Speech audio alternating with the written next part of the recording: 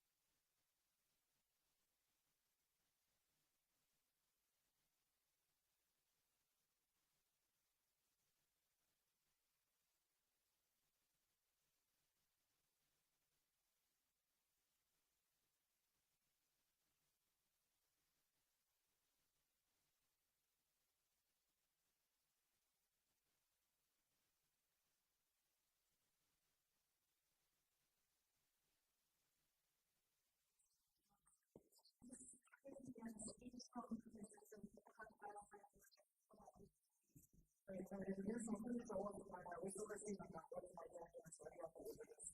バーチャルエッセンスに協力してくださってご覧いただきます。情報アプリエーションはですね、従来の更新ライブを追求した動画関連サイトを選択しまして、安く早く宇宙に演出対応を目指しています。2013年頃からこのような編成を各国で増えていまして、特に今回のバーチャルエッセンスからこういういわゆる研究作家というものがですね、昨年は300以上で経営されています。その手紙から世界のことが多かった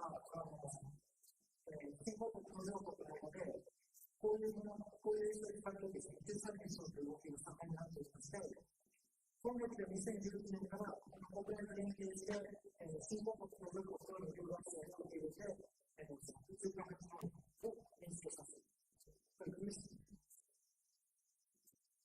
バルトコミュニティというのは、2015年10月に始まった教育プログラムとして、一方の国際と本学の一方の国際コースが教育活動を行っています。この特徴を一言で言いますと、途上国、新興国が持続可能な宇宙プログラムを始めるように、留学生と日本人学生が宇宙に実際に宇宙に送り出して実際に演じています。それによって、彼らが国に入ったことを経験するというのを作れるようにしよう。一連のプロセスを全て経験させるということをやっています。バーチプログラムではこれまで4つの衛星プロジェクトをしていまして、そこで3月にはバーチプレースが3機が放出されております。今回のバーチパイプはバーチコールの進行で、衛星の日本地域でウガンダに設置します。バーチプログラムの特徴は自動性を追求しているところがありまして、すでにバーチの1、2、3、4に関わった衛星の16年ほどが、モンゴル、バングラデシュ、ガーナ、フィリピン、マレーシア、ブータン、ネパール、シリランカ等に書いてありまして、それらで一緒にプログラムの宇宙プロジェクトを始めています。本学とそういった宇宙教育連携を推進する多国間の事業として、バーチネットワークというプログラムワークとして活動しております。現在のこの10番目の経済学の10番目の役者が参加しています。このようなネットワークをしておりまして、途上国等の生まれるものない宇宙プログラムをしてあるということをしています。バーチサインプロジェクトはですね、教育を目的としておりますけれども、従来の超小型衛星で病に関する研究を行います。特に今回はですね、2つの特徴がありまして、1つは、カメラが3つあるんですが、最近2つはですね、同じものを使ってありまして、特定の波長のデータをつけております。それは計6個ですね、4つの波長を出しています。その各波長でのデータを比較しまして、水質の天候でありますとか、土地の利用状況、あるいは土壌中の窒素、そういったものを準備をすることです。こういったことは、JAXAの方がされている地球観測衛星でも普通にやっておりますが、わずか10センチサイズの衛星で行っているケースもあるんです。で、今回得られたデータはですね、今後の人材系のウガンダの各国の研究者が、より本格的な衛星を使って地球観測を行い、それぞれの国の生活の向上等に頑張っていくのでの重要な面になると思います。今回の衛星では、もう一つ新しいこととして、JAXAと協力しまして、JAXA宇宙研究所の研究者と協力しまして、宇宙空間の科学観測を行います。そのため、真ん中でやります衛星が2回やっているのになりますが、2回の部分はその他に3つの衛星が真ん中でやりますけれども、2回の部分に木のプログラムをする高エネルギー電子観測器を搭載しています。それによって、通気性に沿って取り込んでいる高エネルギーの電子を計測しておりまして、太陽の変動によって地球周辺の宇宙空間が変動しますという、一時的ですけれども、そういったものについての研究を進めることができます。海外ではですね、NASAなどの宇宙機関と大学が連携して、そういったキューブショットを使って科学観測を行うことが主流となっています。日本でもいわゆるそういった連携ができるようになっていまして、今後のですね、このキューブショットの宇宙医学研究の活動が期待されるところです。この他にも、アマチュア無線を使ったデータをついていたりとか、AI を使ったカメラ画像を確認するとか、地上センサーデータを使っていたりとか、スマートフォンアプリを使ったアウトリーチなどを行います。本日皆様に提案したこの最後ですけれども、2020年の研究をしたものです。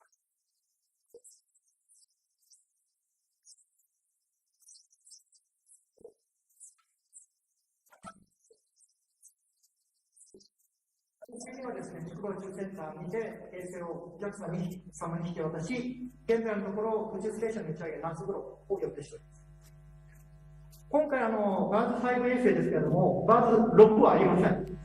今回が最後です。で、これまでに17機衛星作りまして、9カ国にとって初となる衛星を作りました。で、これまでに30カ国程度がキューブサットを使って第1号の衛星を打ち上げてるんですけども、9個台がかかった衛星はなんと3分の1程度を占めております。で、9個台でバーズプロジェクトとして衛星を作ることはもうないんですけれども、ただプログラムとしてはまだまだ続きます。ですから個別の衛星というのはないんですが、これから卒業生が母国で衛星開発をするのを支援するといったことに軸足を移していきます。その一環として現在バーズ衛星の設計すべて公開しておりまして、オープンソース化して他の機関での衛星作りを支援しております。すでに国内の5機関、海外の4機関がこの衛星の設計を採用して衛星開発を進めております。で、実際にはフィリピンの衛星2個がバーズ2をベースにして昨年打ち上げられておりまして、フィリピンで運用中です。こういうふうに超小型衛星を使って宇宙参入敷居を下げ、宇宙セクターに多様性をもたらすことを目指しております。今後ともですね、皆様のご指導とご鞭撻を賜りたくよろしくお願いいたします。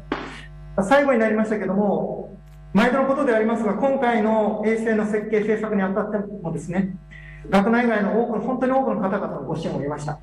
すべてお名前を列挙することはできませんけれども、この場を借りて心から御礼申し上げます。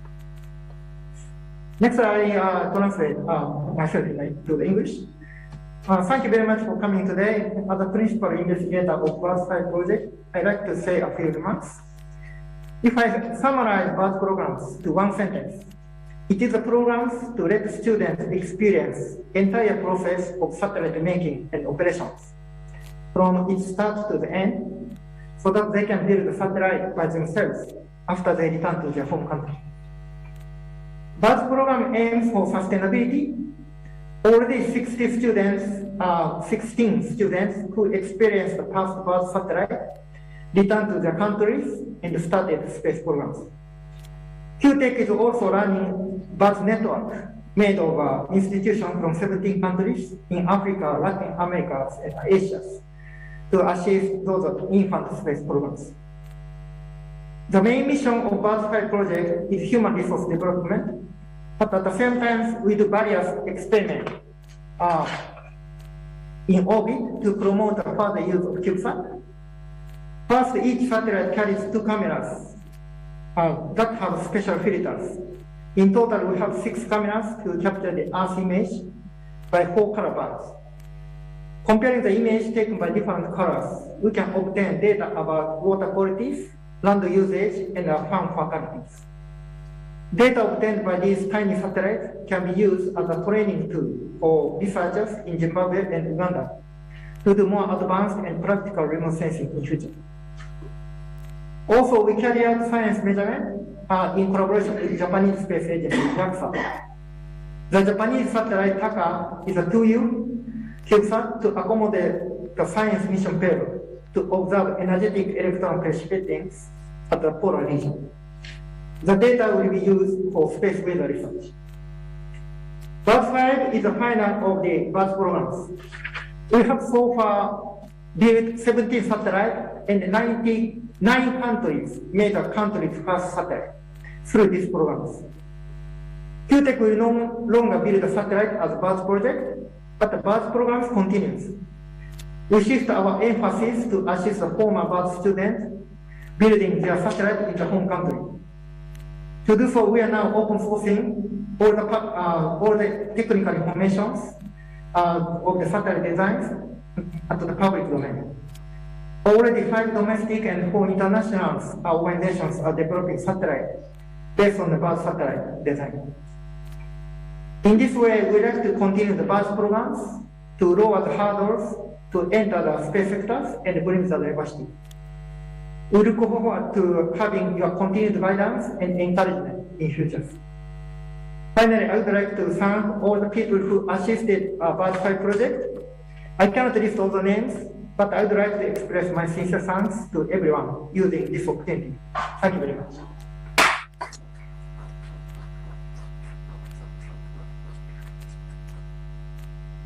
続きまして、ジンバブエのアモン教授から一言いただきます。Next, you will hear a short speech from Professor Amon from Zimbabwe.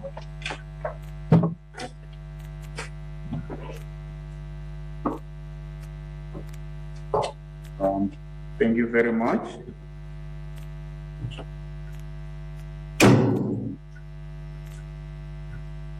Thank you very much. It is a great honor for the government of Zimbabwe, the Implication Institute of Technology, to participate in celebrating the successful completion and the handover of ZIMSAT-1 to the Zimbabwe National Geospatial and Space Agency, ZINSA, by Kyushu Institute of Technology, done by Kyushu Institute of Technology with a team that consists of Zimbabwean engineers as well, Victor, Ramson, and Timothy, through the BED5 program.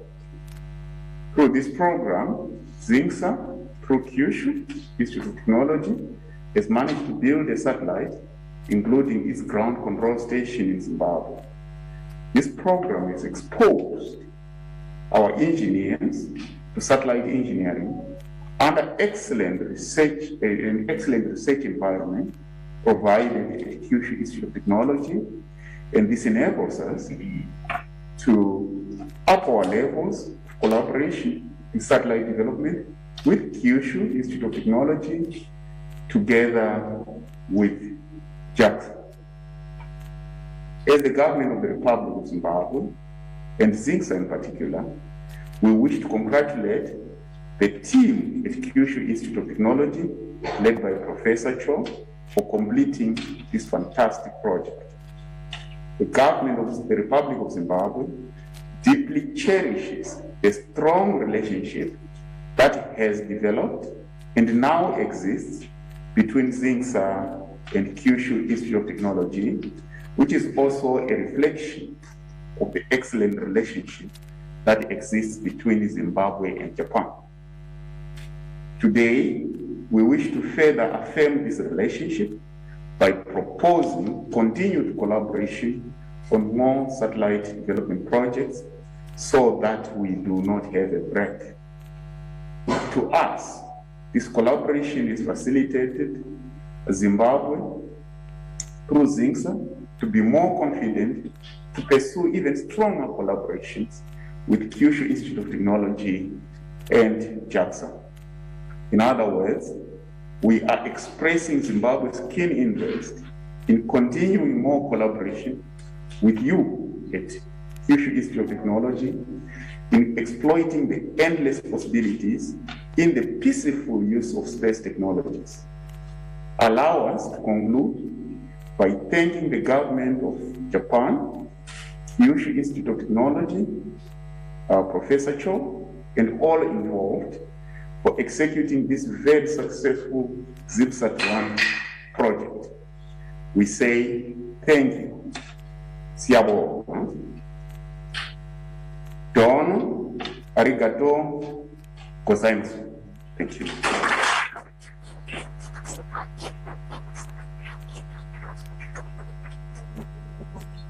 ご列席の皆様方、ジンバブエ政府が九州工業大学とともに、ジンバブエ国立チリ空間宇宙庁ZINSAへのZIMSAT-1の完成と引き渡しを両国に参加できることを大変喜びます。このプロジェクトチームには、九州工業大学で学ぶジンバブエからのエンジニア3名、ビクター、ラムさん、キムシが参加しています。このプロジェクトを通じまして、ZINSA、先ほどのジンバブエ国立地理空間宇宙庁ですけれども、旧工大とともに衛星並びに地上管制局を作ることに成功しました。このプログラムは、九州工業大学の優れた研究環境のもとにエンジニアを置き、今後、JAXAとも協力して衛星開発の能力を高めていくことに非常に役立つと思います。ジンバブエ政府、特にZINSAとしまして、九州工業大学のチームが素晴らしいプロジェクトを完了したことを祝福したいと思います。ジンバブエ政府は、ジンバブエと日本の間に存在する関係をお話した、今後ともZINSAと旧工大とのらの協力関係を深く大切にしていきたいと思います。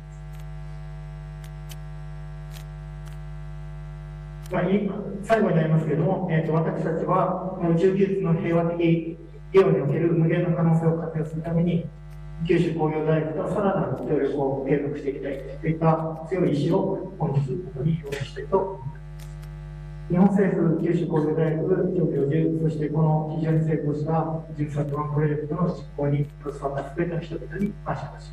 ありがとうございます。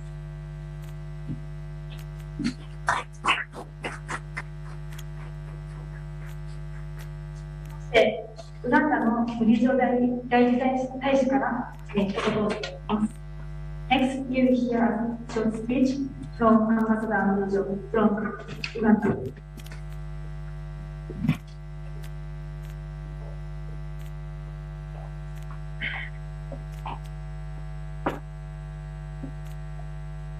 The President of Kyushu Institute of Technology, Professor Mitani Yasunori,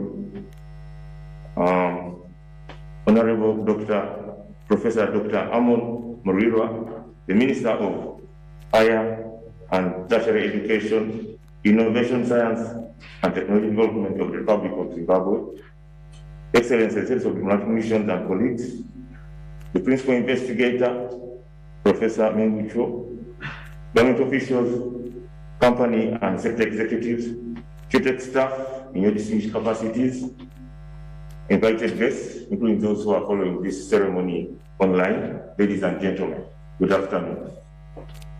Today is a remarkable day in the history of Uganda as we celebrate the successful completion of Uganda's first satellite, named PAL Africa Sat-1, under the stewardship of QTech. As a country, the delivery of PAL Africa Sat-1 presents opportunities for the development of subsequent satellites locally in Uganda, meaning our engineers and scientists will be providing practical solutions to challenges facing Ugandans in fields such as agriculture, security, weather forecast, climate change, infrastructure monitoring, among others, as well as boosting the country's internal capacity to develop the space science and technology industrial value chain. In a very special way, I would like to congratulate the President of the Republic of Uganda, His Excellency Yoweri Kaguta Museveni, for his visionary leadership and tremendous support towards the development of Uganda's first satellite. This is an ambitious project, and the country will leverage on this to develop a robust space sector. I also wish to thank our sector leader, Honorable Dr. Monica Musandra-Musanza, and the entire team of scientists and engineers from the science, technology, and innovation fraternity. They have shown impressive dedication towards achieving His Excellency President's directives. We see space services as an enabler to our economy from which numerous sectors of our country will benefit. I extend our gratitude to the government and the people of Japan and the Kyushu Institute of Technology for the high-level partnership exhibited from the project start to its end. We request for continued partnership and technical guidance in ensuring that Uganda achieves its dream to establish a functional space institute to ensure a sustainable presence in space. Finally, allow me to congratulate our Ugandan engineers, Engineer Boni, Engineer Edgar, and Engineer Derek, that have led us to this historical milestone. And we look forward to establishing a well-functional space, science, and technology institute as guided by His Excellency the President.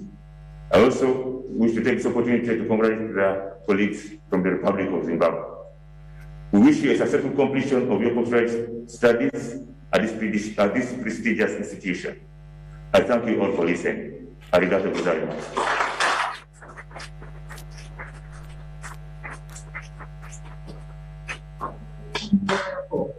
こんにちは。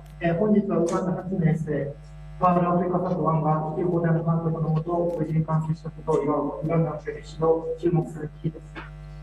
国としてこの衛星の引き渡しは、ウガンダの現地で後に続く衛星の開発機会を意味し、私たちのエンジニアと科学者は、ウガンダ市民が直面する課題、例えば農業、安全保障、天気予報、気候変動、インフラ管理などの分野で、実用的な解決策を提供し、宇宙産業とバリューチェーンを開発するための能力を高めることを意味します。ウガンダ発の衛星の開発に対する先見の明があるリーダーシップとキャリアの支援を賜ったウガンダ共和国大統領に対し、大変特別な形でお祝い申し上げます。これは意欲的なプロジェクトであり、我が国はこれを活用してしっかりとした宇宙部門を発表します。また、セクターリーダーのニカ・ムスナローマ・サンサー博士とサイエンス・テクノロジー・イノベーション・エンジニアの方々にも感謝します。彼らは大統領の指示を達成することに向けて非常に献身的に重視。私たちは宇宙サービスを私たちの国の多くのセクターが恩恵を受け、経済を向上させるものと目指しています。プロジェクトの開始から終了まで高レベルのパートナーシップを示してくれた日本政府と日本の皆様、そして九州工業大学に感謝します。ウガンダが宇宙での持続可能な存在を確保するための機能的な宇宙研究所を設立するという夢を実現するために、継続的なパートナーシップと技術指導をお願い申し上げます。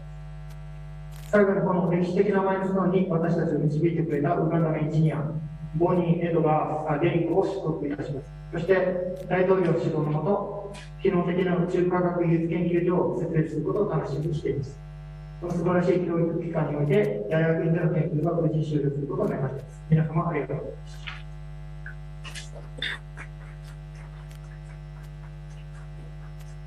皆様ありがとうございました。Thank you very much for your speech. それでは、各3国へ、衛生保険の贈呈を行います。2番手、ウガンダのアモン博士と、ブリジョ代理大使に衛生模型を贈呈させていただきます。Next, we will present satellite mock-up to participating countries. まずはじめにジンバブエ共和国の、アモン教授へ、三谷学長よりよろしくお願いいたします。First, we will present satellite mock-up from President Mitani to Professor Amon. Please join us.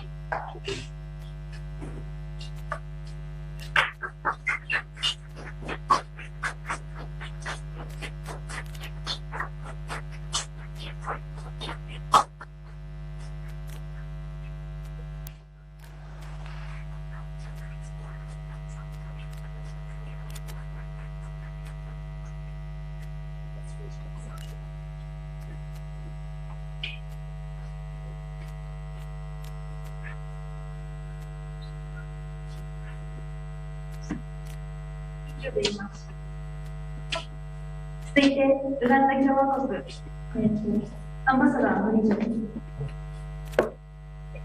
ジョ代理大使で、谷学長よりお願いします。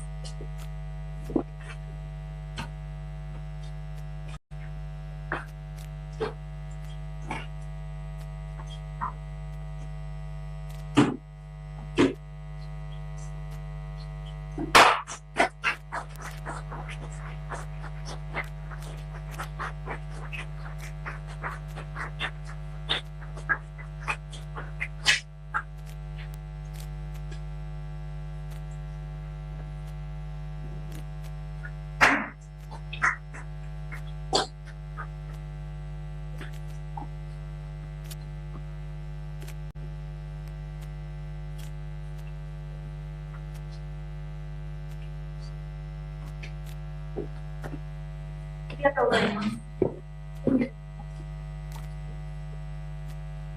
続きまして、バーズハイプロジェクトのプロジェクトマネージャー、ミクさんと大城より、本プロジェクトについてのご説明をいたします。Next, we will hear explanation of Bars 5 projects by project manager Victor and Oslo.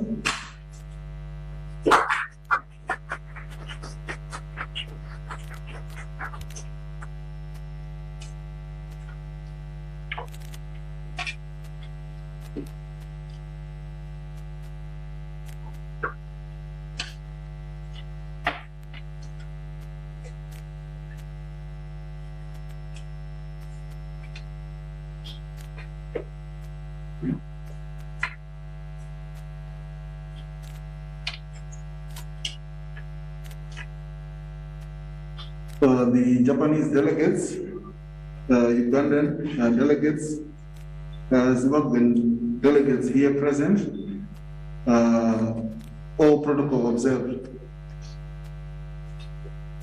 Wow, it is a sensational duration for me to stand in front of you today as we conclude the 2-year hard work which was accomplished by highly esteemed engineers from Uganda, Japan, and Zimbabwe. Allow me to introduce to you the BEDS 5 project, a project which is the 5th generation of the BEDS program, where Japan, Uganda, and Zimbabwe took part in the development process. Uganda and Zimbabwe are the spacefaring countries building their first satellites. Our sponsors, BEDS 5 program, BEDS 5 is sponsored by our sponsors and collaborators who are from the Institute of Space and Astronautical Science, Japan Aerospace Exploration Agency, JAXA, Kyushu Institute of Technology, Ministry of Science, Technology and Innovation of Uganda, and the Zimbabwe National Geospatial and Space Agency. The BEDS 5 team, the project consists of 7 sensors who work with us, 6 Japanese students, 3 Ugandan students, 3 Zimbabwean students, and allied students from Morocco, Sudan, and Trinidad and Tobago. As well, we had JAXA members working with us from JAXA. The BEDS 5 logo consists of a unique bird that represents the emblem of the 3 participating countries, the current and the future missions, the CubeSats made from the flags of Japan, Uganda, and Zimbabwe. The BEDS 5 project developed 2 configurations, the 1U and the 2U satellite, with the external view as shown on the slide. The internal view configuration consists of the following: the front access board, the battery box, the RF shield, the onboard controller, the comms board, the mission board 1, the mission board 2, which consists of the multispectral camera, as well as the rear access board, the backplane board, and the structure in the external. The simulation shown on the slide shows the internal configuration and how the boards are arranged within the satellite. So we have the bus system from QTech and then the mission board, which are the last 3 boards. Going on to the missions.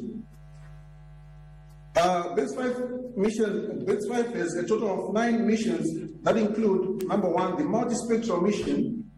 BEDS 5 uses a commercial off-the-shelf electro-optical imager with 550 nanometers, 680 nanometers, 720 nanometers, 790 nanometers, which will be used for land use and cover, for managing the crop, and also the arable land and harvest estimation. Water quality to address the access of clean water to the participating nations. So fertility measurement. Then the next mission is the onboard image classification, which is conducted by the machine learning algorithm using a commercial off-the-shelf Raspberry Pi and a camera that acquires colored images. APRS Jupiter mission, demonstration of the CubeSat APRS Jupiter. This is a mission that will demonstrate the message relay function. This feature will allow communication with areas that have not been able to communicate directly with each other to serve the amateur radio and also to serve the amateur radio in times of disaster. The passive system, passive altitude determination and control system that uses permanent magnets and hysteresis dampers to control the satellite. Then we have the store and forward mission that demonstrates the acquisition of ground data using ground sensor terminals and transmission to the ground station. This mission is to address the landslide problem in Uganda and Zimbabwe, and then also solar illumination for measuring the solar intensity for solar farms deployment, weather and disaster monitoring.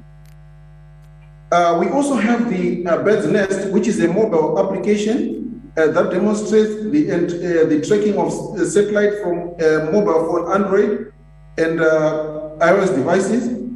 And also we have the attitude visualization, which is to demonstrate the attitude visualization of satellite to improve the camera pointing accuracy. And also to demonstrate the particle instrument for nanosatellite, the PINO, which will measure precipitating high energy electron in radiation belt, and this is only on the TACA satellite, the 2U. The uniqueness of the Birds 5. The Birds 5 project is peculiar in that the project started at the peak of a pandemic and it was finished in a pandemic. Number two, the Birds 5 is the first QTech project with two different configurations, as I've mentioned, the 1U and the 2U. And Birds 5 is the first Birds CubeSat with a mount on QTech with a multispectral camera. Also, it is the first Birds satellite to carry Raspberry Pis and as of now, it carries a maximum of 3 Raspberry Pis. It is the first on QTech to have a satellite attitude visualization. And also it was built by 2 different teams, which are 900 kilometers apart. And the manufacturers were different and manufactured and assembled on QTech. It is the satellite with the greatest number of cameras. And once again, I would like to introduce you again to the Birds 5 project. And on behalf of the Birds 5 highly esteemed engineers, I thank you all for listening to this presentation.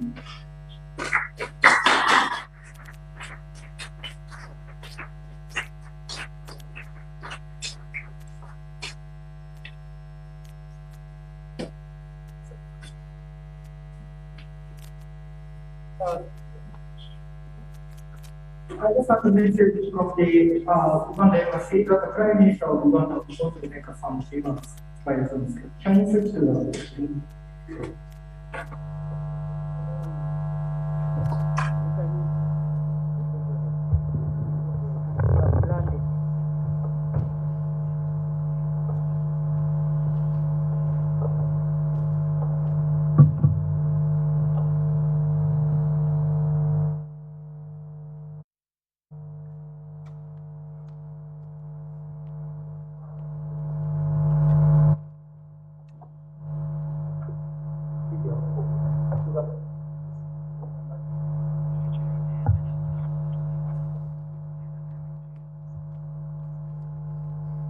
The Honorable Ministers, now that you are fine, I think I can switch off my microphone, my mask. The Honorable Ministers, the Permanent Secretary is present, our government officials, ladies and gentlemen, good morning for Uganda and good afternoon for Japan. Today, 10th of May 2022, I congratulate our Ugandan scientists, our brothers who have just made us proud by developing the first ever satellite known as Pearl Africa Sat-1.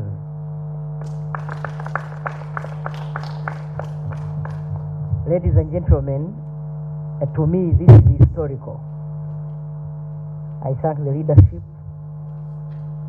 of the Ministry of Technology, Science and Technology and Innovation for driving this effort and ensuring that Uganda also joins other nations that are using this kind of technology to solve our problems.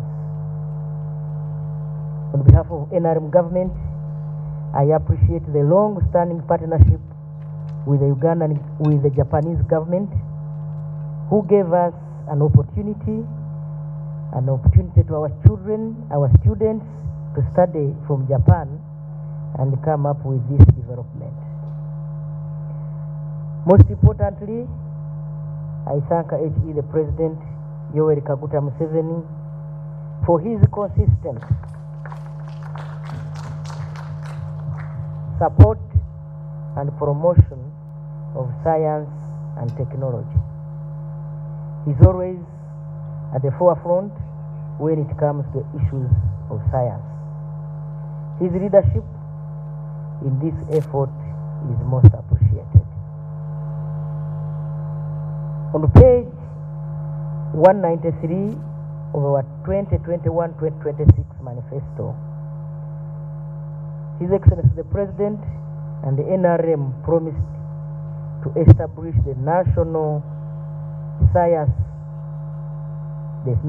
Space Science Program in a well-coordinated and harmonized manner under science and technology innovation. Today, we are witnessing great strides in that direction. By 2026,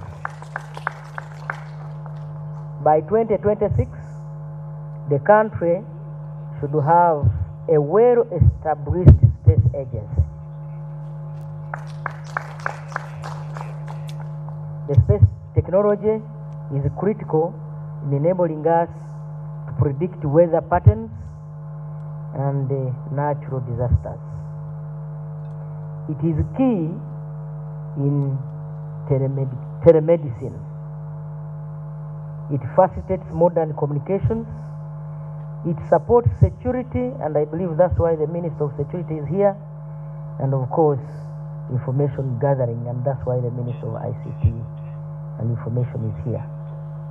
We are therefore on course to reap all these and other benefits.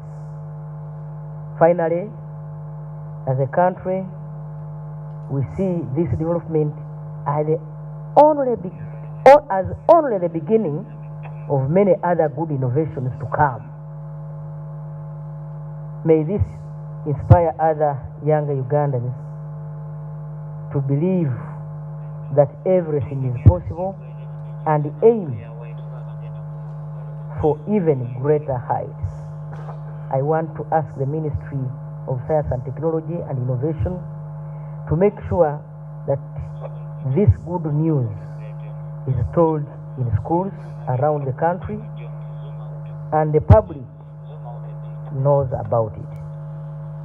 We look forward to this innovation, go through the necessary steps and approvals to get the required international, of course, approvals so that we finally launch it in August. Congratulations once again to all Ugandans, to our Ugandans who are making us proud down up there in Japan, for God and my country.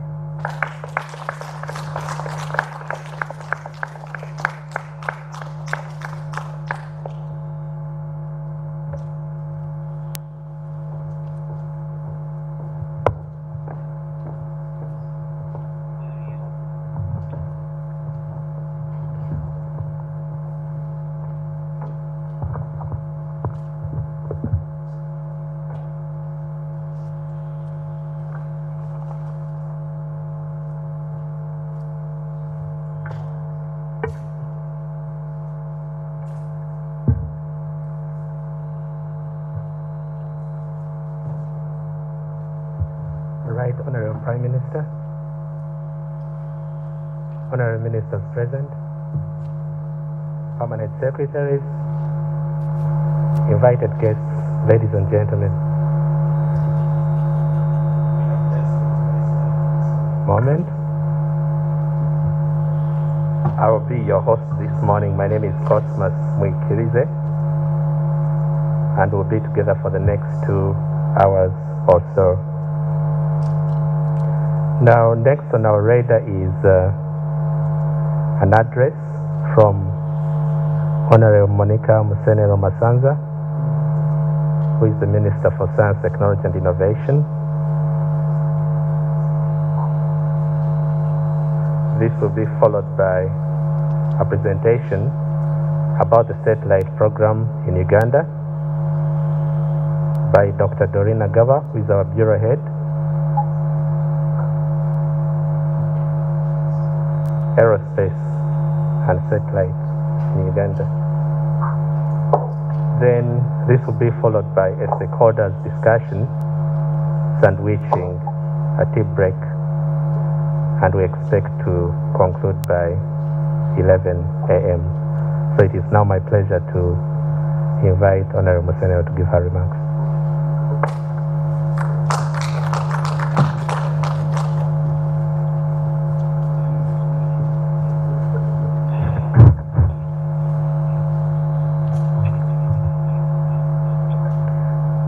The Right Honorable Prime Minister, ministers present, permanent secretaries, and all who are gathered here this morning, the staff from the different government ministries, and the press. Good morning to all of us. It is indeed a great privilege for me this morning. I'm not sure that all of us perceive the importance of this, because we might see it as another something, but we have put our foot on a new sphere of science, not only as something we are talking about, but as something that we have owned. This symbolic event of handing over this first ever satellite built by Ugandans and for Uganda sets off a totally new horizon of operation for us. I have seen a lot of unbelief from Ugandans when it comes to science. I want to invite all of you in the zone of belief, because all things are possible and indeed are going to be possible. Because there is no nation that develops without getting the courage. It's indeed the courage to begin to utilize science. So today, among the things that we have been assigned by the President, we have started one of the projects. We hope to complete at least 100 projects by 2026. So this is the first project in this particular industrial value chain.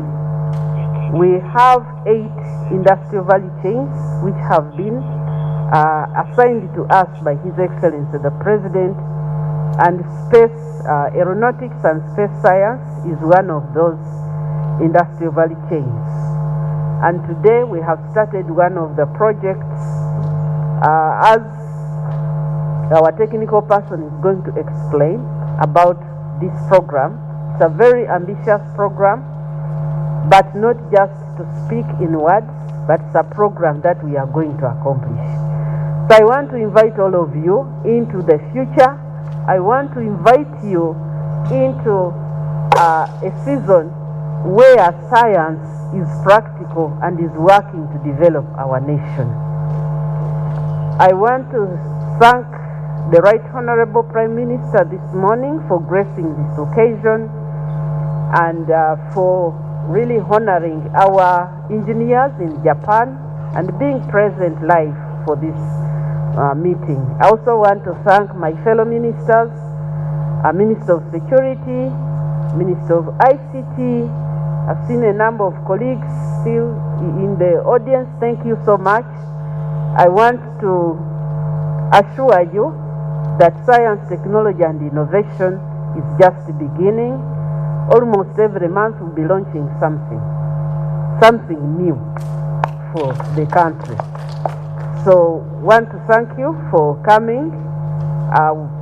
Let's listen to the technical and let's also discuss.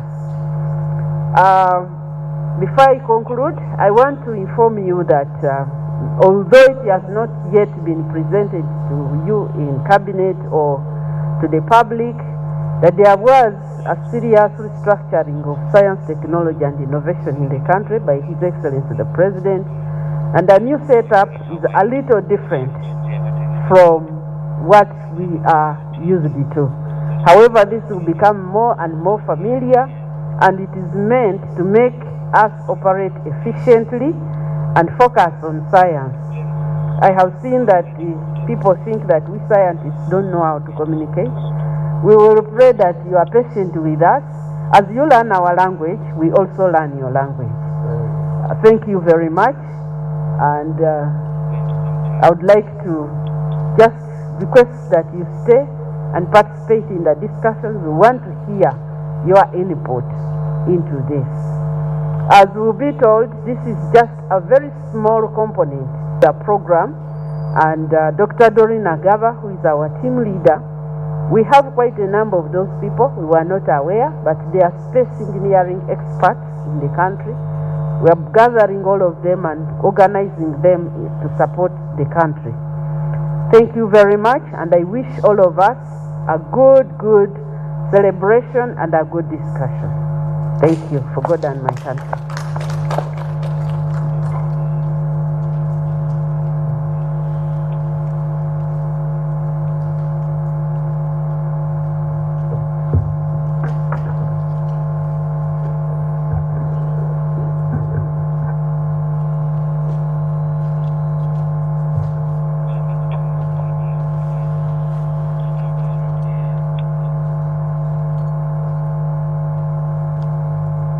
Thank you very much, Honorable. The Right Honorable Prime Minister in her absentia, Honorable Ministers present, colleagues from all departments you're representing, thank you very much for honoring our invitation. We know that you have many things on your plate. A good morning to you all. I will not take long. This is a discussion that started yesterday. Many people here will have an overlap of this discussion, and the technical part of it was explained in the presentation by the Zimbabwean engineer. I just want to take us through briefly what we envision, what we are planning. So the satellite has been handed over for preparation for launch. Then what? So this is an overview of what we are planning to do. First, we want to engage the community. So we are going to, this is the launch of our outreach program. We are going to engage the community on different levels on what to anticipate that is coming. And this is an ongoing process. It will not be a once-off. We will continuously have that feedback and that engagement. We obviously have to prepare for how we are going to communicate and receive information from this satellite. For those of you who are aware, we are in the process of setting up this receiving station in Mpoma, and after a few permissions, that will be installed and tested before the launch. Once the launch has taken place, we will immediately start receiving information, and our plan is that immediately that information is converted into products, as explained. Products for monitoring crop vegetation cover, including crop health, products for monitoring water bodies, products for monitoring our urban cities. All of those are products. If you think about it as a factory, this will be our factory for products and services. And so we call upon government sectors. You are our point of contact to the users. We call upon academia. I am glad to state that we are being represented here. There's a representative, Professor Dujanga, representing the Vice Chancellor of Makerere. Yes, so you are our middlemen in this transaction. You are the people that will lead us to the consumers. And so I am honored that you're here to see these baby steps building into something very great. Once we have developed that capacity, the engineers will be coming back. We will continue training from here. We are planning to train more engineers in the industry. Our plan is that, yes, we have gone through this research process, this small cube satellite to help us train, gain that momentum. Now we have to sit down, and we have already started designing, but we will demonstrate to you that we want a more sophisticated satellite because we will have developed the capacity. So we will then at that stage present to you our roadmap for a bigger, more sophisticated satellite that will grant us more capacity. At that stage, we will be looking at the market beyond Uganda. This cube satellite is supposed to help us penetrate our country's market. From there, we want to go beyond the borders because we have the capacity to supply these products and services of space technology to our neighboring nations. We have very ambitious projects that will be communicated to you as we go along this journey together. But I would like to, from the bottom of my heart, appreciate your interest, your time, your support this morning. This is the beginning of something incredibly great for our nation. Thank you very much for God and my country.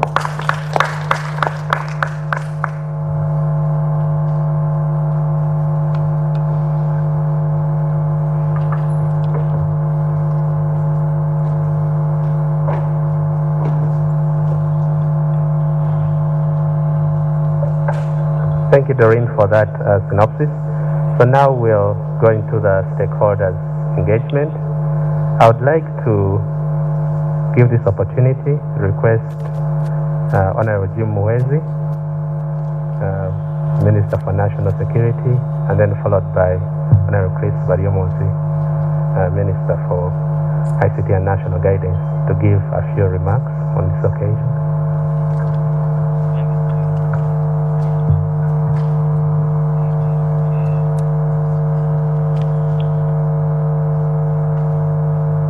The Minister of Science and Technology and Innovation, the Minister of ICT and National Guidance, the Minister of Local Government, and colleagues, other ministers present, and the Permanent Secretary, President's Office, and other senior government officials here, the representative of the Vice Chancellor of Makerere University, our scientists, ladies and gentlemen. I have to say that for me, I'm very excited to see that Uganda is venturing in space technology. I want to comfort my sister, the minister, because of the low turnout of members of cabinet after your mobilization yesterday. It shows that we have a lot to do in the area of patriotism, because a country that is lagging behind in science will be left behind. And a country which is advanced in science and technology will definitely lead in many aspects. So I am very, very proud of you, and I congratulate you, congratulate His Excellency the President for the vision, for the creation, establishment of that ministry, and continued support in various areas of doing what we have been buying from other countries. You have to express ignorance, and I'm sure even those whom I am saying are not patriotic. It may not be only lack of patriotism, it may be like me, lack of knowledge. They are ignorant, they don't So I wanted to ask, are you going to be controlling that satellite from down, asking it for doing certain things, take pictures to get this information, and so on and so forth? Because we are totally ignorant, we don't know. So when you are explaining, try to tell us the advantages which we are, okay, you have talked about weather, about water bodies, so you can tell us how it will be done. Then we shall understand. For me, from a security point of view, I will ask you privately the other questions, whether we need another satellite or whether this one can be used to help us in certain aspects. But I'm excited that Ugandans have advanced to that level of studying and making their own satellite. And of course, I also thank Japan for the cooperation. But congratulations once again. Thank you very much.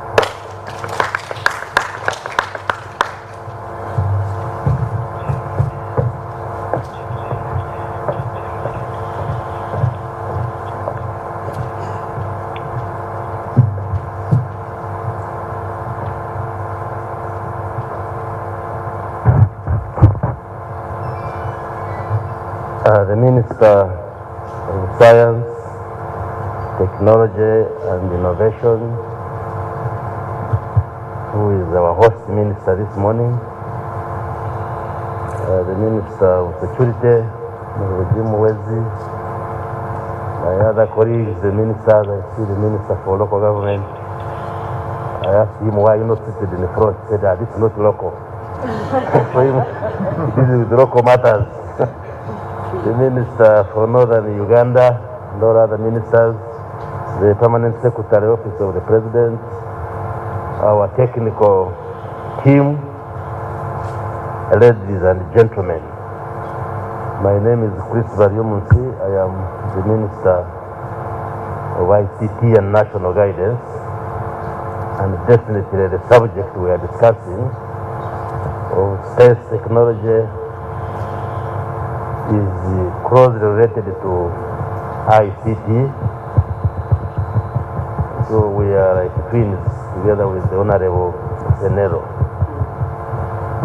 I also add my voice to express my appreciation and thanks first to the President, who has been very keen on issues of science at the risk of being misunderstood or not appreciated by our Ugandans. Like when he said that we increase the pay of public servants, but let's start with the scientists. Up to now it's a debate in the public, and at 11 I will be addressing the media on the issue of pay for scientists and other related issues. But you still find in the public domain, people say, but the President himself is not a scientist. Why is he insisting that the scientists be paid better before us, the non-scientists? But he appreciates the importance of science and the role that science plays in the transformation of society. And therefore, at an event like this one, this morning, where we witness our own Ugandans making advances and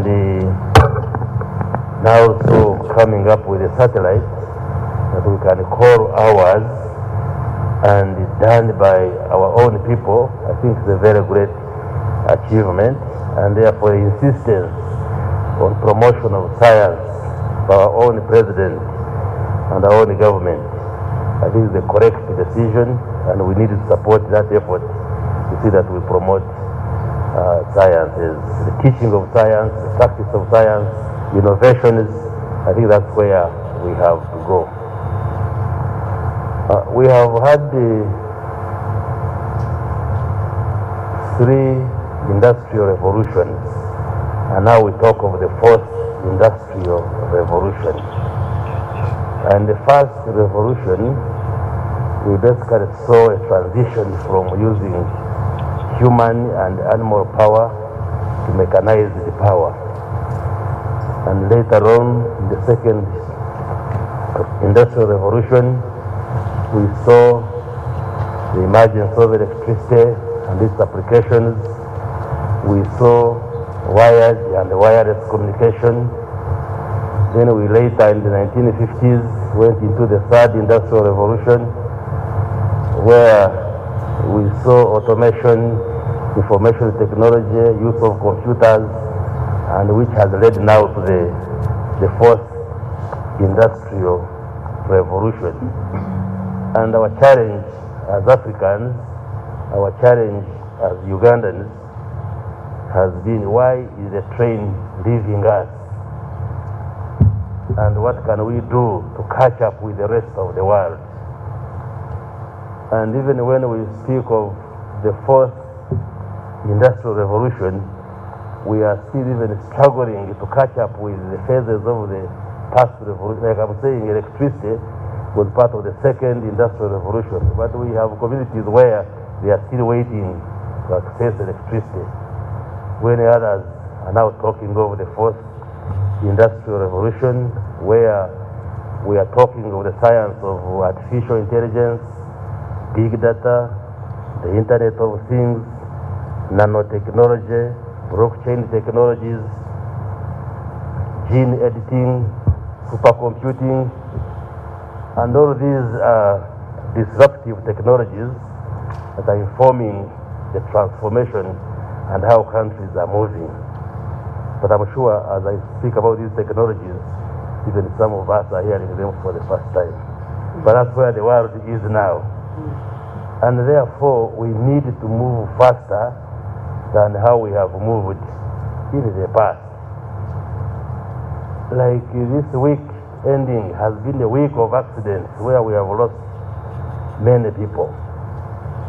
But now, in many other communities, people are using what we call the Internet of Things by having multiple points where there are sensors will reduce accidents. For instance, there are driverless vehicles which speak to each other, and the vehicles have sensors and they can detect other vehicles, and through technology they speak to each other, and then they cannot collide, they cannot have accidents. But here you see people dying every day. So technology has moved, and therefore now when we start venturing into space technology, I think it's a very welcome idea. And we as the Ministry for ICT, we shall work closely with the Ministry responsible for science and innovation so that we collaborate and build the synergies and see how to make advances so that Uganda can move faster and be part of the rest of the scientific community. We also have an element of innovation in the Ministry of ICT. We even have resources where our young scientists compete and come up with apps to address the prevailing challenges in society, and working closely with the Ministry for Science. I am sure the limit will be beyond the sky. I therefore want to once again also thank the Ministry of Science, Technology and Innovation, and indeed the wider government, and appeal ourselves and the rest of the country that let us support science, let us put resources in the area of science, and that's how we shall move faster and attain accelerated development if Uganda wants to be part of the community that is moving very fast. So we must move very fast, we must run, but running means we shall sweat, but we are prepared as a government to walk the talk, and therefore my duty this morning is to mobilize all of us, that let us dedicate our energies to the field of science, be it allocating resources, be it supporting our young people to get trained, to to innovate. We want to assure you that as a political leadership, and specifically as the Ministry for ICT, we shall extend our maximum support and cooperation. Once again, Minister for Science, congratulations, and thank you very much for attending this conference.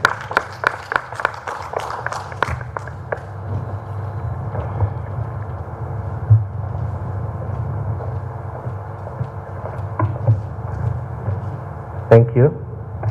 So we're now going to a general discussion. Doreen, there was a question for you.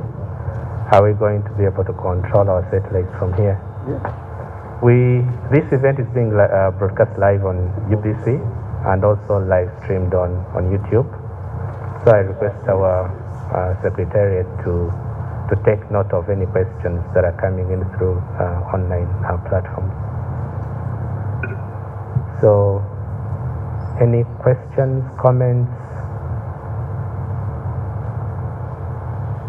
Yes, Honorable Majesty, please.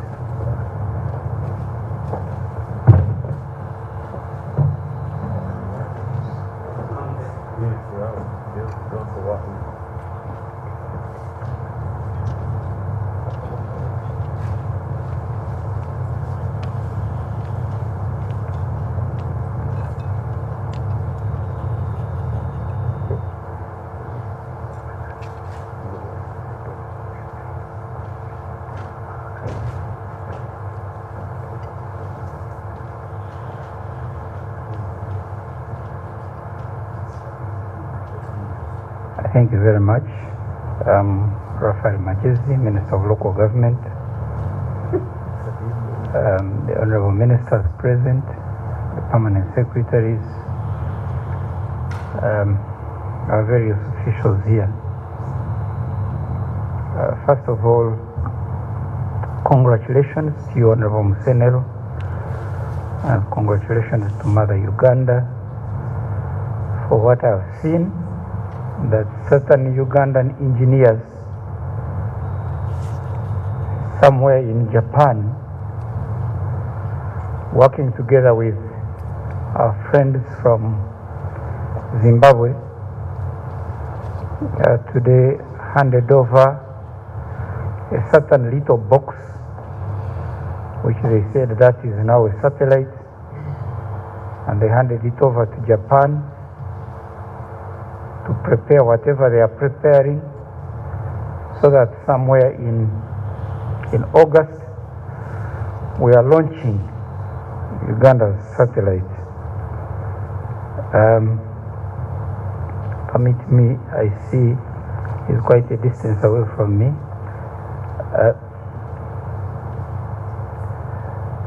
It is exciting that we're going into space as a country. It is a cherished objective of the NRM government. Your Excellency, you are leading us very well, that Uganda can also go into this new dimension and new direction. I was listening to my nearest neighbor there, Doreen Agaba, and yes, you're talking, but your language is away from us. Me, I preside over a sector that is the lowest, the most local. So as I see you moving into space, questions abide, questions are bounty in my mind. And Honorable Monica, I have no problem with, don't think that I'm going to be against this new development.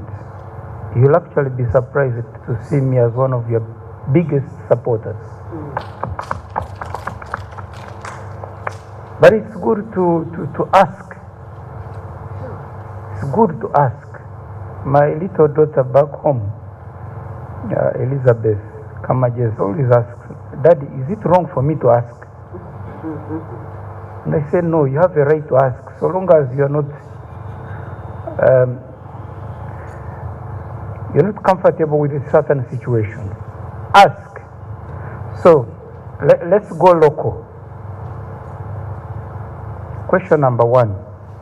What is the implication of today's event for a Ugandan? I really want you to help the Ugandan to understand what today's event means. In a situation where food is our challenge, and so many households are still locked up in subsistence. Even food is actually a challenge, because subsistence means you are working to feed your stomach and your family. But for some families, even to feed the family is a problem. What is the implication of what you are telling us? In a situation where today the turn-up of our children in school are reporting back to school. I was watching the TV yesterday. They're talking of 20-30%. The rest, the parents are unable to afford to take their children back to school. Challenges of COVID, challenges of school fees, challenges of transport. I want you to tell me what this implies. That you're saying, Uganda, we are going into space. Wait, don't go alone. We want to go there with you. Yesterday, a colleague was talking about the health center. I think it was the Prime Minister. In one of our areas in Nakaseke district. But I traveled on the road to that health center. And the road is real bad. And from here I'm going to talk to our development partners to support the parish development model. And even as I speak to our development partners, these questions linger. If we increase productivity at household level, and the roads are real bad, how will they access the market? We still have homesteads with a lot of land, but they can tell you they are very poor. And good land, not that the soils are bad. Yes, there are households which are poor because the land acreage is small, and we are fragmenting it all the more because we have big families, and I want to make sure that my children, my 4, 5, 6, 7 children, get a share of my land, which I also got from my father, which he got from his father. But there are some families with big chunks of land, and we still don't have enough to eat, enough to take to the market. The water we are using in our homes, in some areas we still have real bad water. And I've been to Nakasongola, dry place, but it's dry alongside the River Nile. And the animals don't have water, but also the homes don't have water. So now I want to ask Doreen to help me. In terms of space and satellite, what services and products should a Ugandan down in the rural setting expect? So that as the Honorable Chris Wariomus is going further up into space, we go with you. You're not going to leave us behind in this one. What are the products and services to expect from this innovation, which we are very proud of, which we are very eager to launch in August? But you're not going to go to space and you leave us here. We want to know, how does this impact on an ordinary Ugandan. What are the benefits? What should we expect? How does it help the colleague in Mbale, in Bududa, who even this year may expect a landslide and lives will be lost? Honorable Minister, you've talked of just the transport, the road carnage. So, food, education, health, water, roads, the issues which are at play at a local level, where I have to explain that, you see, Honorable Musenero is taking us to the cyberspace, but I'm presiding over 70,626 villages with questions as I'm raising today. And we are now moving as government to prioritize the parish development model. Development at a parish, 10,594 units. I really want to have an answer, Dr. Doreen. What is the implication of today's event in terms of me, somebody local? That's why I was saying, sitting here, this is for the big fellows of today. For me, I still want to be down there and listen to the answers. Ugandans have gone to Japan. They have made a satellite. Today we've handed it over to the Japanese government. We shall launch it in August. So what? To Ugandan. What should I expect in terms of services and products that are applicable to a normal household? I thank you so much, but congratulations.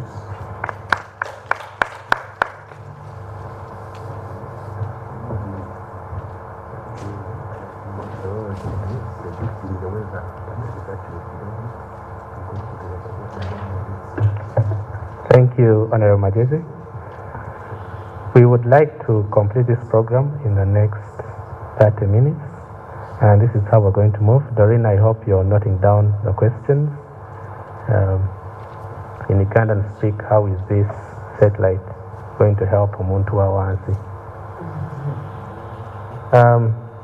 Let me now invite Professor Florence Tujang, who is representing the Vice Chancellor of Makerere University, to give a few remarks from an academic perspective. I saw Dr. Abeka Wasomatovu. He teaches satellite communications. I'll also request you to give a few comments. And then we can take one or two more comments, and then Doreen will respond to all the questions raised, and then we'll wind up.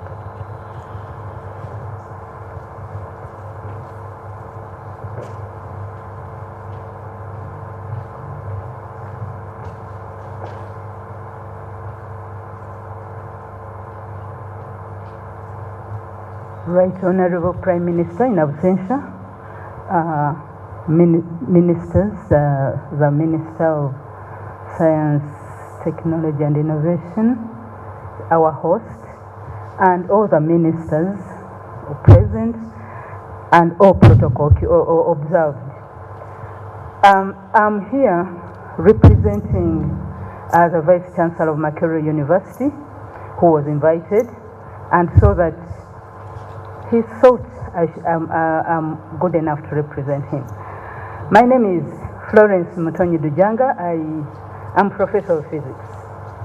And I believe that the Vice Chancellor saw that I should come because we together as the Physics and Science College, we are working with him about this satellite program. Actually, we are very interested and keenly looking forward to the launching of this one.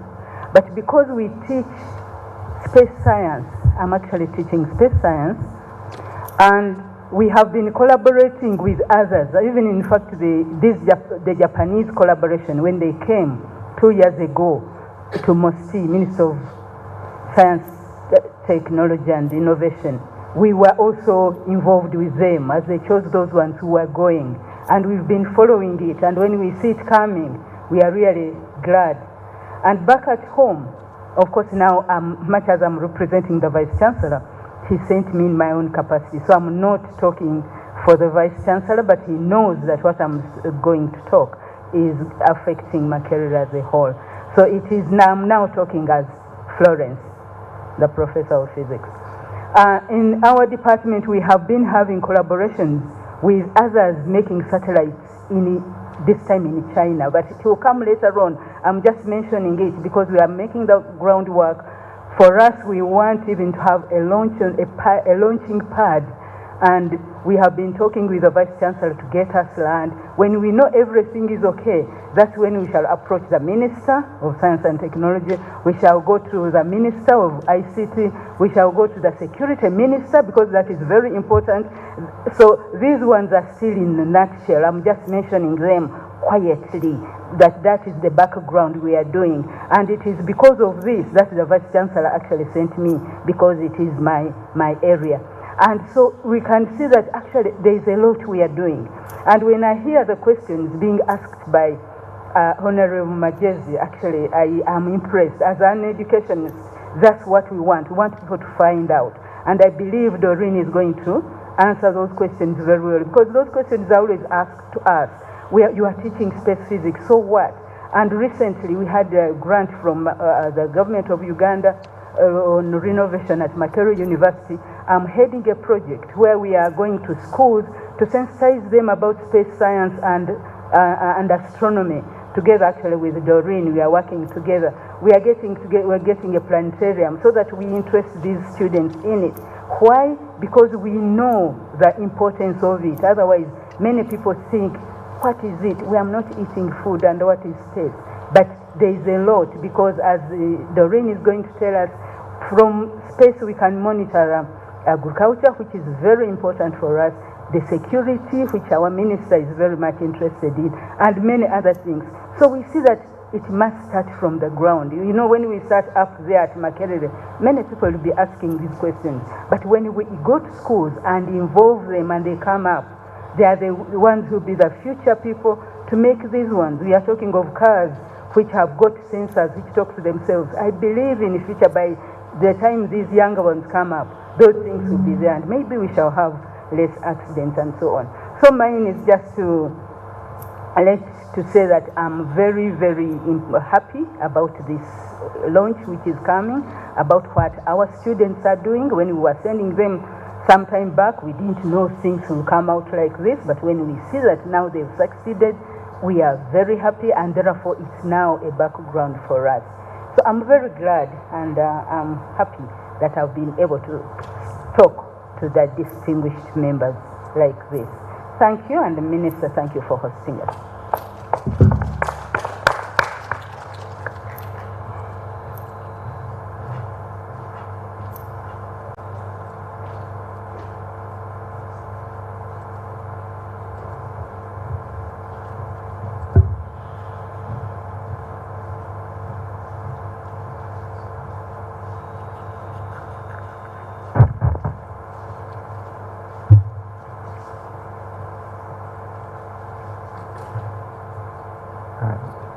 Good morning. The Right Honorable Prime Minister in absentia, our host, the Minister, Science, Technology and Innovation, the Honorable Ministers, Permanent Secretaries, and all dignitaries invited to this occasion. All protocol observed. Thank you for this wonderful event.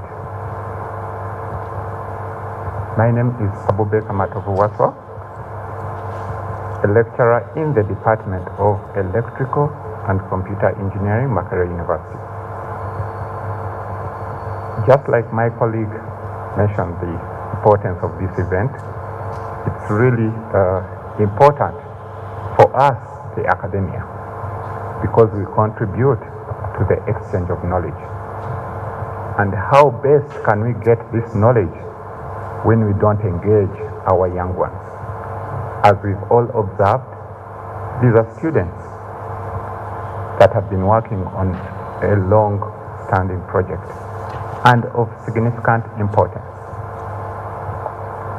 The Minister of ICT mentioned about the accidents that have happened, and now we know of things like autonomous driving, whereby the cars can actually interact autonomously without having to engage the human brain, which could be a cause of errors to lead to the accidents. So this is an area that can be explored, both with satellite technology and other technologies that are evolving. We have observed that there is a need for integration of functionality. We all know the famous example of a mobile phone. When you imagine the mobile handset a couple of decades ago, and now you are holding a supercomputer in your hand. And today we are talking about a cube satellite.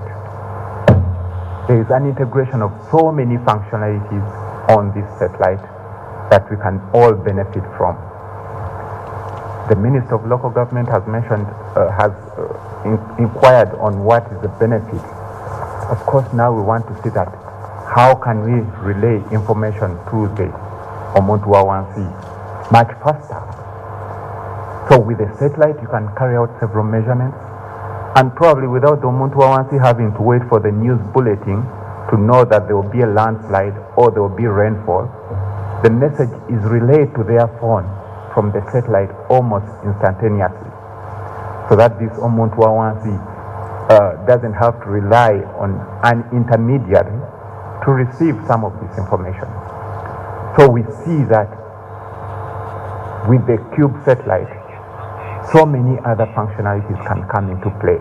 Things like autonomous driving, automation of so many things can actually be achieved. So it's important, and it's a very big privilege that Uganda is part of this. Uganda, through the Ministry of Science, Technology and Innovation, and of course with the support of the President, we can see that we are making these baby steps come into reality to show that we actually have the potential. And our students are actually innovating in ways that we cannot imagine. And we can see that today we have a landmark discovery or innovation that has been put at our forefront. So with such innovations and with such forum, we shall see more of our students' projects being displayed to the public, and we can now harness the synergies that we get from our students' innovation, and of course with the guidance of well-able lecturers, teachers, and all stakeholders, we can reach even greater heights. Thank you very much.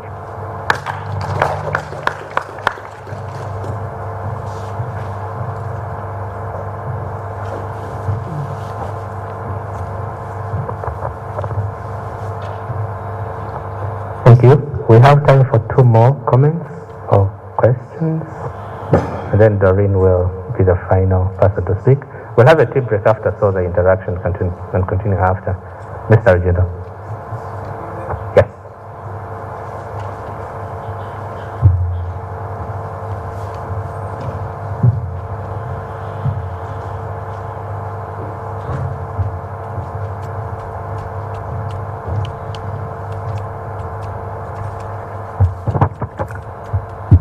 The Honorable Ministers, President, and the members of the guest list that have come. My name is Handover. I'm a journalist, but who is lately interested in science communication. I'm trying to bridge the gap between the scientists who are hidden somewhere in their laboratories and the public, to see how best to communicate complicated scientific findings to the Muntu Wawansi, as you're saying, and being able to link research and industry through communication. I, like the rest of the people, have been asking several questions. my concern is that projects of this nature go on unnoticed and the media is not involved. I would have expected probably a media launch to be able to understand what is going on and be able to explain to the people. So my appeal, and the reason I'm coming here, is to get the synergy between the media industry and yourselves, so that we break it down. We break it down to the people and explain and be able to rally the whole country behind you and get our students out there, because I think also on our side as media, we probably don't want to think that science is something that is very important. But in terms of new knowledge, I'm a student at Makerere University and I'm pursuing my PhD studies, and this is when I understood, when I started, is when I understood that findings actually constitute stories that media should be able to pick. So I'm here to offer myself to link with you to know exactly what needs to be done, because I'm already running this project and a publication called Mediascape News, and we have a category called Research Finds, where we actually try to disseminate and break down findings into readable stories that can be understood by the ordinary person, and then industry can be able to link with innovators and then create projects out of what they have discovered, instead of finding their way in journals, in academic journals, and getting buried there, and the industry does not know. For me, this is just a tip I want to give you, and probably after here, I'll be able to interact with some of you. Thank you very much.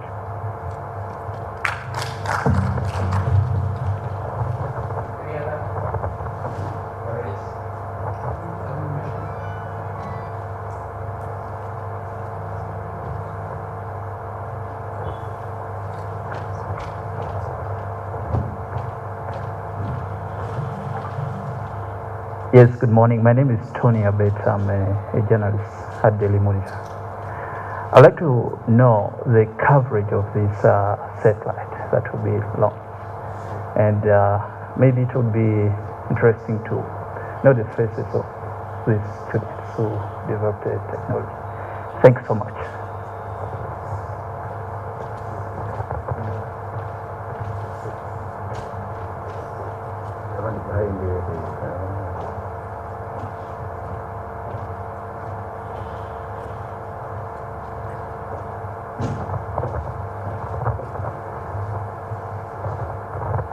Thank you for indulging me and my fellow scientists.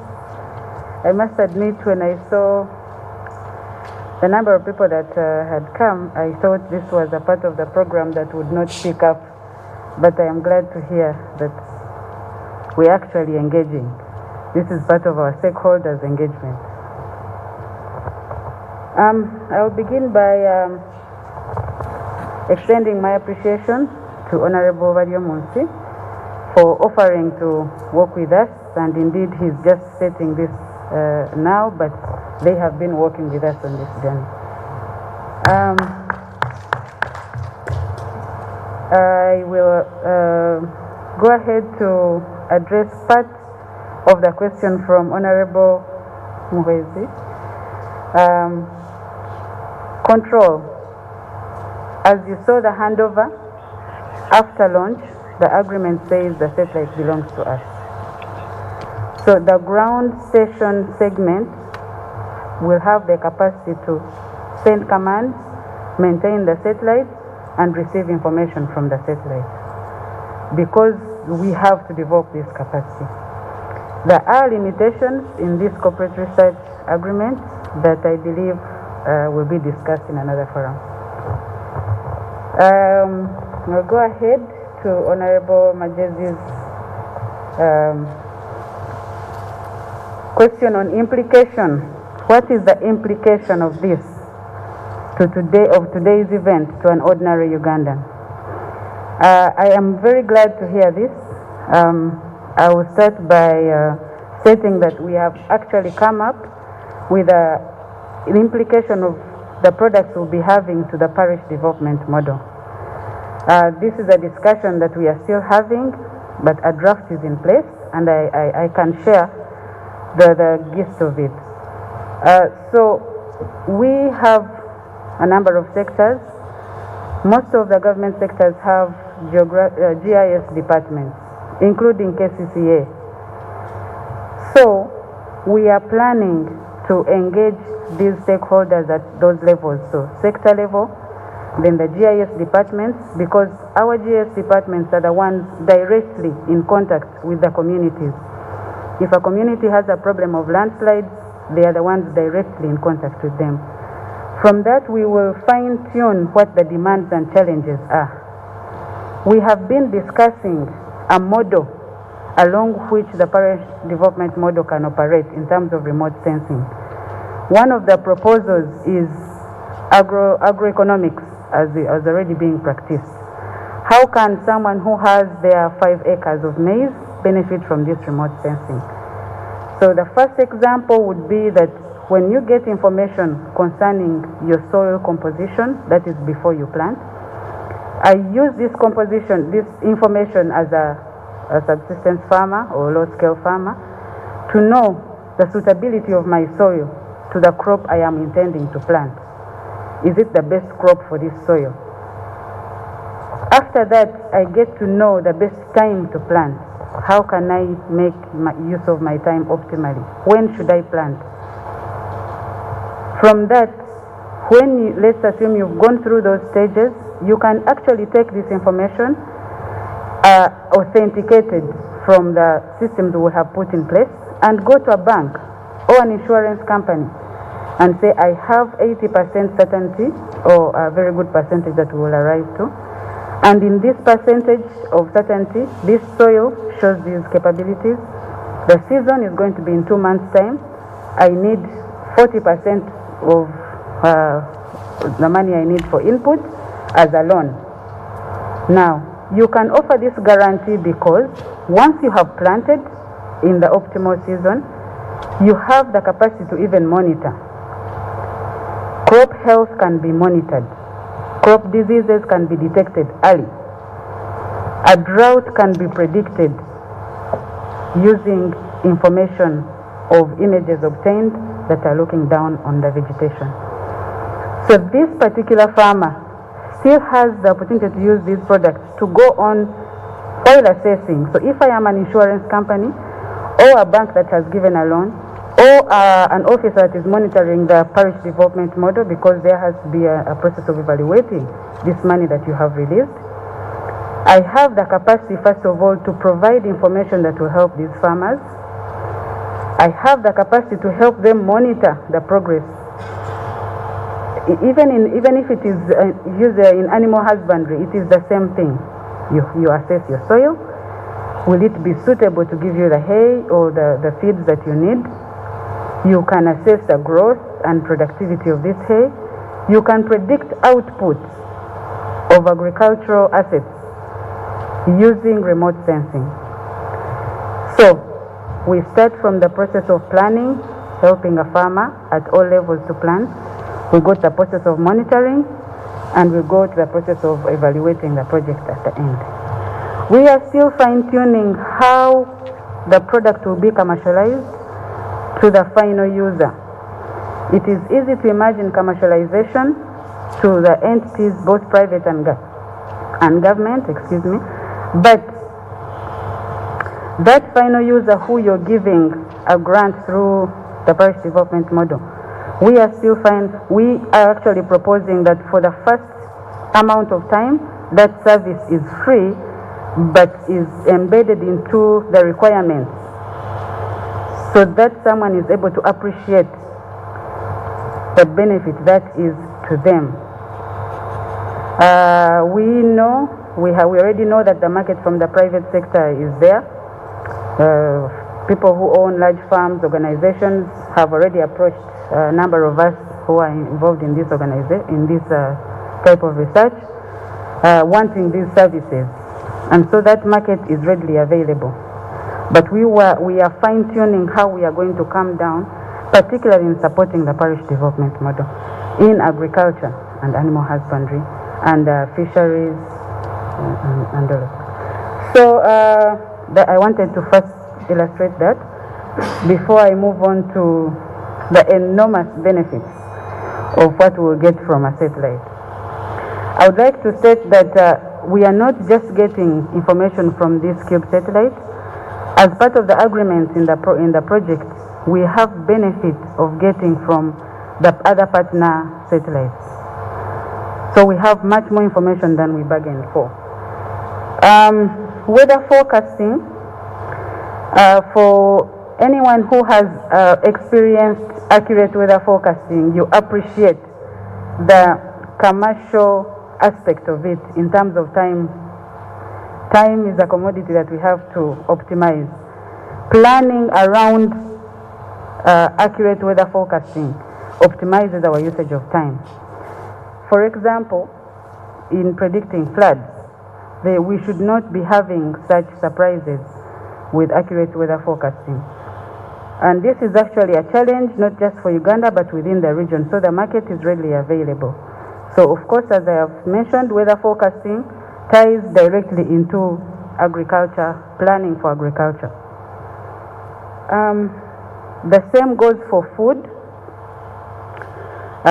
People need food, but they may not know how this relates to the day-to-day food that they need. And so we would like to state that the farmers, the two categories of farmers that we have in Uganda, those that produce for export and those that produce for our consumption, will both benefit from this optimization. So if someone is supplying their watermelons from Mukono to Kampala, we have come up with a model on how they can be facilitated in terms of monitoring their soil, once again, monitoring the weather, and monitoring their productivity. Should they change the fertilizer they've been using? Has the soil moisture dropped too low that the next season of planting may not yield what they are expecting? Has the season changed so they need to make the necessary changes? School fees and transport. Now, school fees ties into standards of living.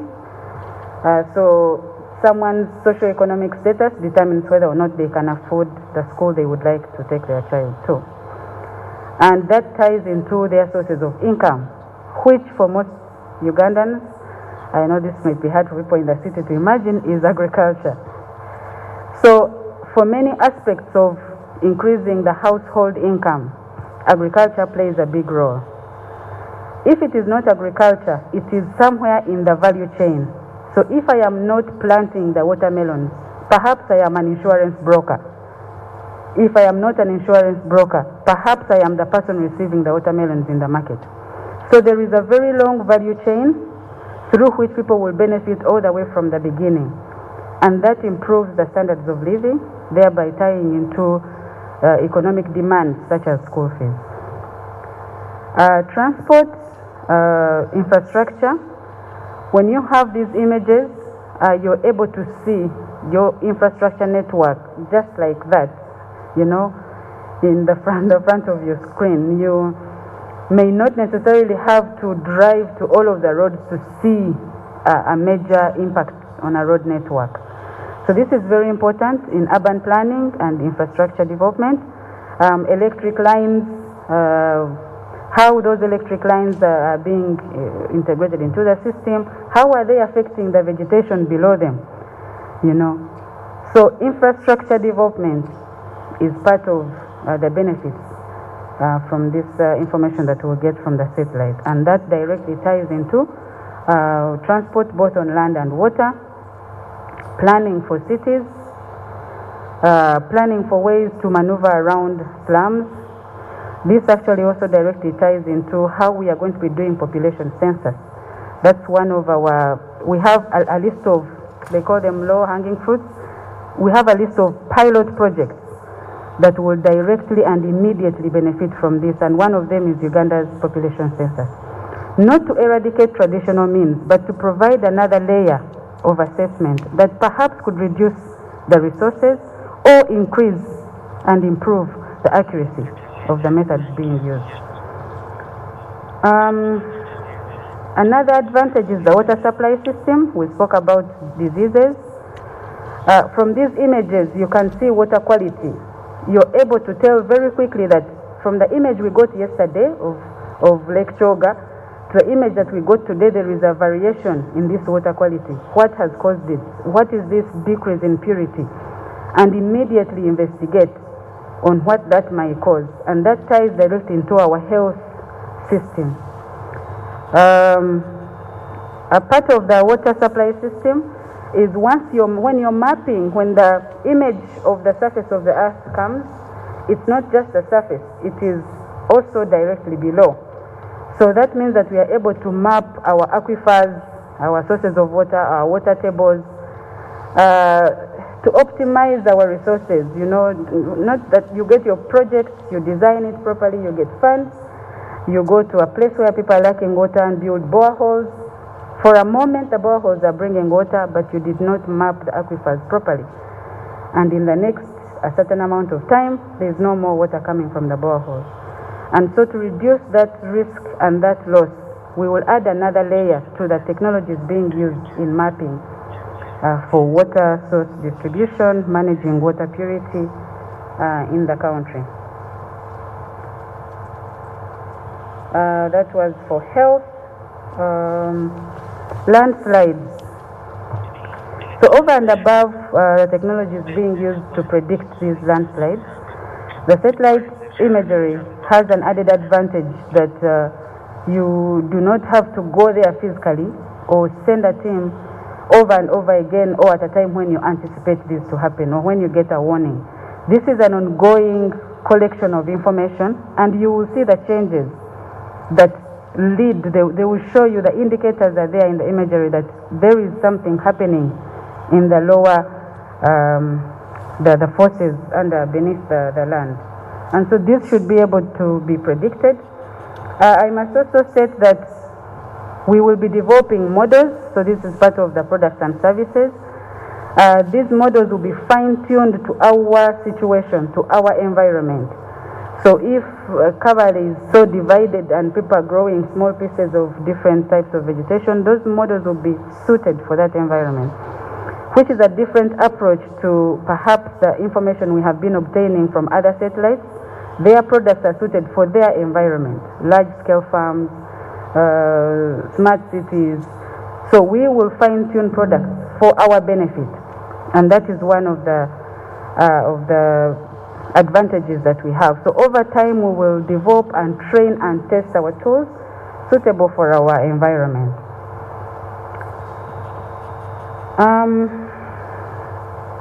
Mr. Rugendo, I was happy to see you here. I know that you're doing a good work in science communication. I appreciate your offer to help us in this. I would like to offer a future invitation for us to discuss our communication strategy. We have a communication strategy. Today was the inauguration of a journey to building and reinforcing the Uganda Aerospace Program. We have a communication and outreach strategy, and as I've been saying, we are going to have sensitization. We'll come up with pockets, so small, palatable information packets that will be sent to targeted groups of people.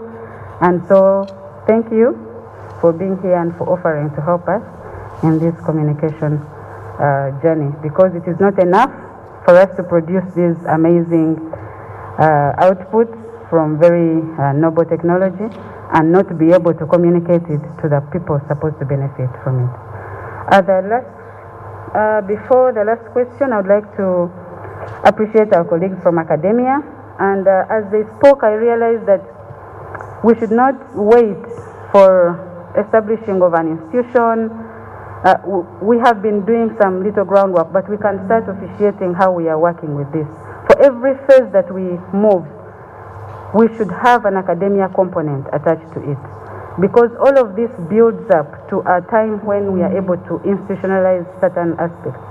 But if we wait and say, oh, so we are going to first get this perfect environment and have it going, we may miss out on certain stages. And so I was thinking of ways while seated there, while my long-term colleague, Professor Dujanga, was presenting. I was thinking that from this stage, we should actively start collaborating, actively.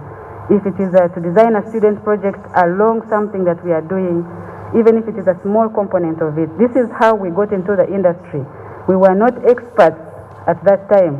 We were told just a small part. When I was a part of Africa's first CubeSat in South Africa, just a small component is the team I was on. But we were part of this whole big thing, and we learned so much. So it doesn't have to be the whole part of the project, but we should have a component along the way in collaboration with academia. And the last question was about coverage. Coverage varies based on how it is passing over us, how it is inclined. But for purposes of discussion, we can think of a 5-kilometer radius. If you're looking at the Kampala metropolitan area, you will be having an image. So this is something that has been processed a little bit. You'll have an image that is showing you rooftops of big buildings. The image will show you the big roads. The image will show you the, as my friend said yesterday, the clutter of downtown. You will see some sort of dots that are not coordinated. The swampy area will be showing as well. Certain neighborhoods, based on how they are organized, will be able to be identified. Hills. So if you can imagine such a radius in an optimal way, but passes are not the same all the time, but you have an opportunity to revisit. That's why we say 16 passes per day, revisit time. You're able to say, yesterday a chunk of the metropolitan area was cut off. Today, when I have an optimal pass, I want to see that part. And since data can be brought together, you optimize your tool and get a better image. You keep developing and improving as the machine is learning over and over again. So I believe those were the contents of this discussion. As my colleague Cosmas said, we will continue this. I would like to step into Cosmas's shoes and welcome our guest, the acting ED of UCC. I'm happy to see you here. Thank you.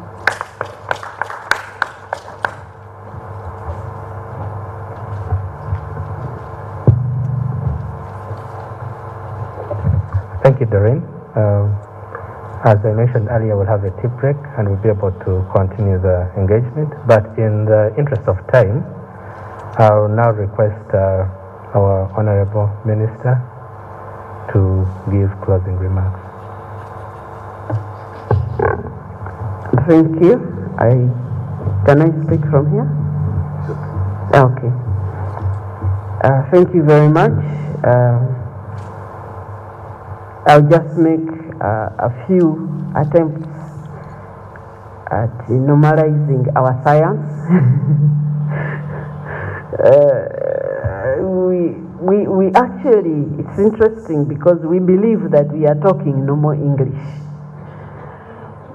So we are surprised that people are not understanding us. But it's good that our friend Regent has offered to translate science into English. So I'll just attempt to add a few things. What does this mean? Really, what does this mean for Uganda? And I'm really happy for those of you who took your time and came here. It's not something that I expect everybody to be excited about immediately, because the goodness therein is hidden. It's hidden. This means new careers. New careers. For many, I listened to Doreen's story when she trained in South Africa and came back. She had nowhere to go for a job. Unless you fit into Makerere University or I think, I don't know how many universities anyway have this kind of programs. But even those in the university were struggling because it's very difficult to train people for a career where there is no industry to absorb them. So now what this means is that the people who are training have a place to go for jobs. So we are launching new careers. Actually, a lot of new training opportunities. So the children are going to have new jobs, new types of jobs, which when they come to you and say, you ask, son, what are you doing? You don't actually understand that kind of job because it didn't exist. This also means new businesses. I know when Doreen talks about products, it's very difficult for most of us to imagine what she's meaning by products. But many times you check online and weather forecast, and somehow you'll find information there even about your home area. How does it get there? Somebody created that product and they picked that information from a satellite, and it is not free. The one who is availing to you has actually paid for it. And that's why usually they will ask you at least to accept the cookies so that they can gather data from you. So it is not free. So we are opening up a space for new industries. Until now, Uganda was only getting this information from outside, from other countries. We did not have our own, which is optimized for us. So that is also what it means. What does it mean? It means we will have better prediction about our surroundings. How many times have we left home to come to Kampala? Then around the 2, there is a huge downpour and there are floods and you are caught in town because you didn't have information that it was going to rain. When you left home, it was okay. Then somehow it takes us by surprise. That is very backward way of living. We should have accuracy of information.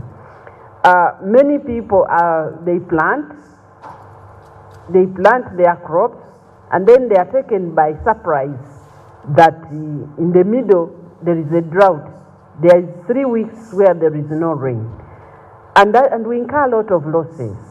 Sometimes we even plant, it rains once, we don't know when the next rain is coming. We really live randomly. And weather and climate, they have been changing. So people sit at home waiting. When the rains come, every day we look up. When are the rains coming? And we don't have technology to help us. These are problems which were solved long ago. So it means that we are going to have access to information which is quite accurate, up to date, and can zoom into an area, because now we are going to process this information. This means better prediction of epidemics. Epidemics, especially like a lot of our livestock industry, is really derailed almost annually by this disease called foot and mouth. And it takes us so much to detect it, and every time it is detected, quarantine. Those of you who come from cattle areas, you see the inconvenience that almost every 4 to 5 months there is no movement of animals. We are going to have better prediction, and then we are able to zero on the area of risk so that we vaccinate before it can be affect the country. We'll be able to predict these things called armyworms. We wait for people to tell us that armyworms are here, villagers, and by the time that information travels, those things can destroy gardens in a very short time. Now we'll be able to tell if the armyworms are going to come in the next 1 month using this information, so we can prepare ahead of time. Locusts, we don't have to see locusts before. We can predict that locusts are going to come. There are these crops of diseases of bananas, banana wilt, cassava mosaic. We should be able to predict. Of course, all this, the satellite is going to be there as an asset, but it will be like a vehicle in your garage, or it is you who is going now to take that vehicle and use it. The satellite, for it will do its job. Many people don't know how to imagine how a satellite is, but a satellite is just in space and just rotates along certain invisible lines. It doesn't need us a lot to keep it in space. Some people were asking, are you going to be holding something to keep it in space? No, once it is launched, it reaches its orbiting and it will stay there. But the information that we get will depend on us here. That is why we are going to be setting up, between now and August, we'll be setting up the Earth Station, the place where we receive the information, and then it is how well we use that information to design this kind of products which I've talked about, which is going to determine the benefit of the country. And then now that's the responsibility of Doreen and our sector and any other private. Doreen was talking about products and the market, and it's difficult for people to imagine what is this market. Just like we buy information, like if you don't have a satellite, how do you get meteorological data to give weather forecast? You pay for it. So we are also people are going to be paying for ours, both locally, so we will be working to create software products, like results and predictions that we give to people, and they will be able to pay for that. So that is what this means. And then we are going, of course, to be working, and we'll be sharing the details of the program. That one, we want to make sure that we have capability now to build our own satellites. We must launch more satellites before this one is finished. Its lifespan is 2 years. So before then, we should have new and bigger and better satellites in space. So there will be teams working on this. I needed to mention that